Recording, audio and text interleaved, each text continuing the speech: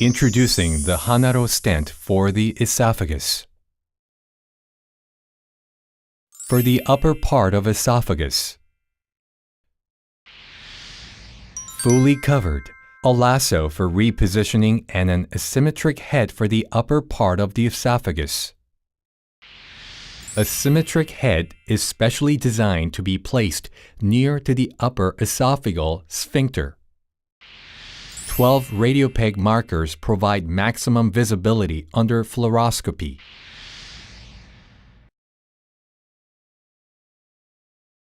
For the middle part of the esophagus. The bone-shaped proximal end aids minimal granulation of tissue. The unique nitinol hook structure with small cells provides a long-term stent patency. This is another covered stent with a special feature, a segmented body. This is the esophageal bone-shaped, partially covered stent. Partially covered ends aid the prevention of stent migration of a covered stent. For benign esophageal disease.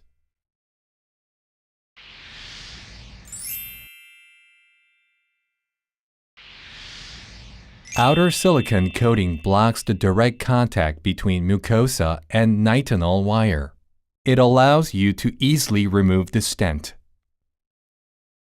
For esophageal bariatric surgery complications.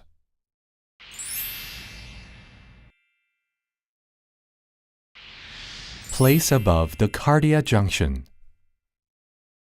Distal bone shape of duodenum to absorb the peristalsis or to avoid the mucosa to be in contact with the stent.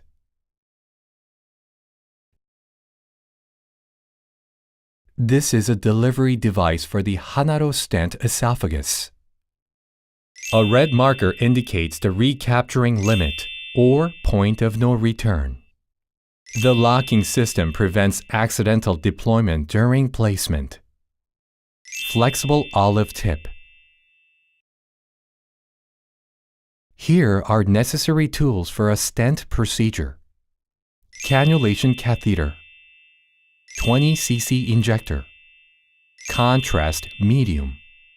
Saline solution. 0.035-inch guide wire. Here is a short overview of esophageal stenting. Advanced endoscope. Insert guide wire. Insert the catheter through endoscope.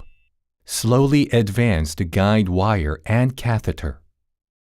Inject contrast medium.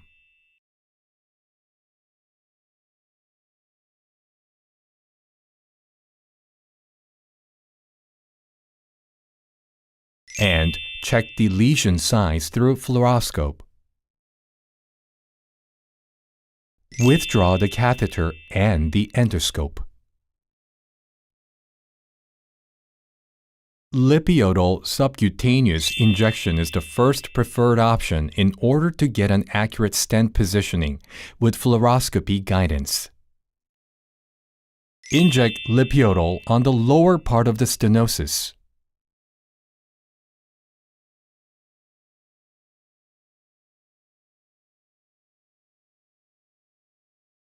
Inject lipiodol on the upper part of the stenosis.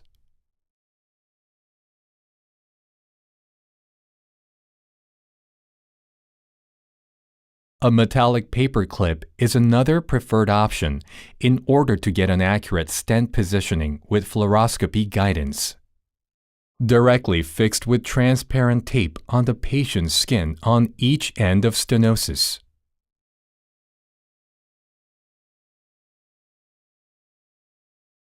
Before introducing the stent, please choose the stent with a length at least 4 centimeters longer than the actual stricture. Now, take the delivery device out of package. Inject saline solution into the hole of delivery device to make sure that inner path of the delivery device is smooth and clear. Advance delivery device along the guide wire. Advance endoscope. Remember that the red marker indicates the point of no return. Check the location of olive tip.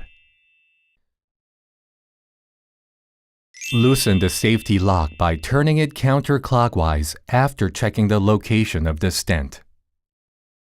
Hold the inner shaft handle firmly with one hand and then gently pull the outer sheath handle. Before pulling the outer sheath handle beyond red marker, the stent is always resheathable by pulling the outer sheath back. Check the endoscopic view of full deployment and drainage. Here are tips for stent removal. Using a snare. First, close the upper part of the stent by catching and pulling the lasso. Second, pull out the snare inside the working channel. Third, hold firmly the endoscope and the snare together. Move back and pull out the stent. Thank you.